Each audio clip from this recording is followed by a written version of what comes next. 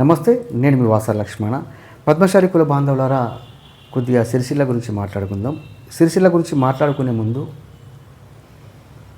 ఒక మాట, మన పద్మశాలి సమాజం రాజకీయంగా ఎదిగిన రోజే మన సమాజానికి కాస్తో కూస్తో మంచి జరిగే అవకాశం ఉంటుంది మిత్రులారా. మన దగ్గర ప్రస్తుతం అంత శక్తి లేకపోయే జనాభా ఉన్నప్పటికీ కూడా ఈ రాజకీయ పార్టీలేమో మన సమాజాన్ని ఒక వస్తువును కదా వాడుకొని పడేసినట్టు చేయవట్రి. ఎట్లా అంటే ఇప్పుడు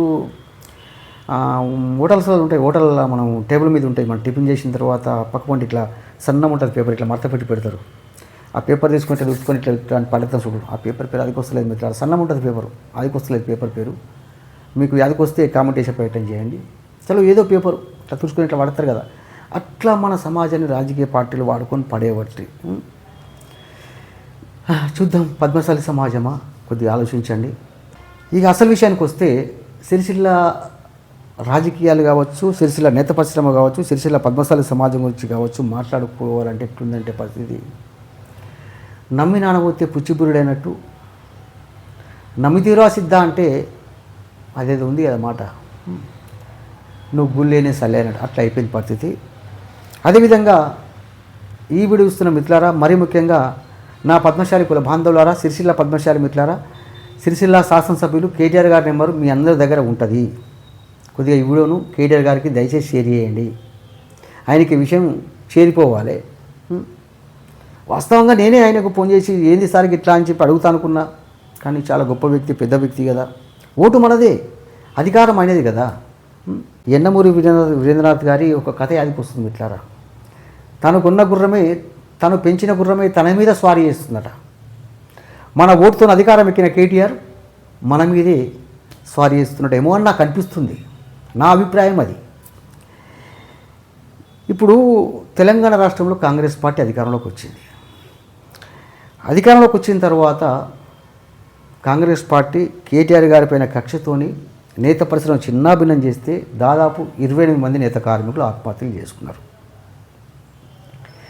ఆ నేత కార్మికులు ఆత్మహత్య చేసుకున్నారు. నేత పరిశ్రమ చిన్నాభిన్నమైంది. ప్రభుత్వం వారికి నష్టపరిహారం ఇచ్చిందా లేదా, ఇవ్వకపోతే అక్కడ ఎమ్మెల్యేగా కేటీఆర్ గారు ఏం చేస్తున్నారు అనేది బాధ్యత కాదా? ఇప్పుడు ఏమంటున్నానంటే, గత 2-3 సంవత్సరాలు మొత్తం పద్మశాలి సమాజానికి చెప్తున్నాం, కేటీఆర్ గారికి ఓటేయకండి, మన ఓటు మనం వేసుకుందాం మొత్తుకున్నాం. అయినా సరే పద్మశాలి సమాజానికి కేటీఆర్ గారి పట్ల అభిమానము, ఆయన మంచి చేస్తాడనుకున్నారా, చేసిండనుకున్నారా, మేము ఎంత మొత్తుకున్నా సరే ఆయన పట్టం కట్టిండ్లు, గెలిపించిండ్లు. ప్రజాస్వామ్యాన్ని మనం కూడా గౌరవించాల్సిందే. ప్రజాస్వామ్యానికి అతిథులం కాదు కదా మనం. కేటీఆర్ గారు ఒక మాట స్పష్టంగా చెప్తున్నానండి, మీరు ఇక్కడ ఎమ్మెల్యే ఉన్నారు, మీ బాధ్యత ఏంటండి? స్థానికంగా ఉండాలి, వీరి సమస్యల పట్ల పరిష్కారం చేసేందుకు ప్రయత్నం చేయాలి. అక్కడ నేత కార్మికులు చచ్చిపోయిండ్లు, నేత పరిస్థితి చిన్నభిన్నమైంది, ఆ ప్రభుత్వం పట్టించుకుంటలేదు. పట్టించుకొని మీరు స్థానికంగా ఉండి ఇక్కడ సమాజానికి ధైర్యం ఇవ్వాలి. మీరు రారు స్థానికంగా, మరి ఇక్కడ ఉన్న వాళ్ళకి సపోర్ట్ ఉన్నారో లేదో మాకు తెలియదు. మీకు ఓటు వేయడమే మా పద్మశాలి సమాజం మేము చేసిన తప్ప సార్? మీ మీద అభిమానంతో మా పద్మశాలిలు ఓటేసి గెలిపించుకోవడం మా పద్మశాలి సమాజం చేసిన తప్ప?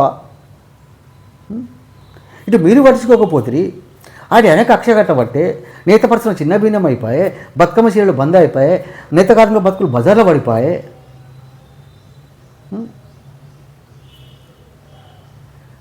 కేటీఆర్ గారు ఒకసారి ఆలోచించండి. మీ మీద గౌరవంతో మాట్లాడుతున్నాను, ఎందుకంటే ఇప్పుడు మీరు ప్రతిపక్షంలో ఉన్నారు కాబట్టి. అధికార పార్టీలో ఉంటే మేము మీకు తెలుసు మా గురించి.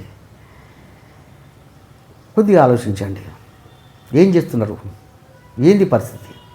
మీరు సిరిసిల్లకు వస్తలేరు, మీ పార్టీ సమస్యలు మీవే.